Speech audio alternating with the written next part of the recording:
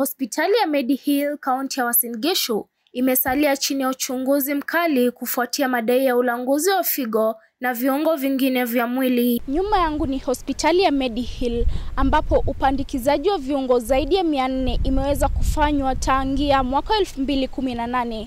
Shughuli ambayo imeweza kuibua hisia nchini na kimataifa. Mkurugenzi na mwanzilishi wa hospitali hiyo, Swarup Mishra, amekanusha vikali kuhusika kwa njia yoyote ile katika biashara hiyo haramu.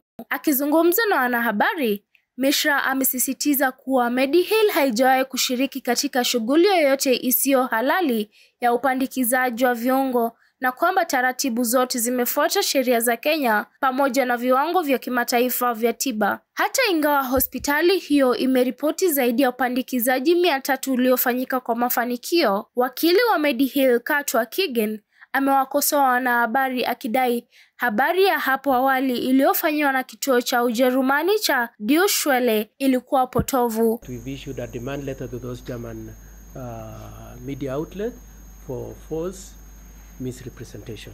When you report against someone, against an institution, I really urge the Kenyan media to have a national interest at heart, to visit the facilities like you have done today, to go over and above what the Germans have reported.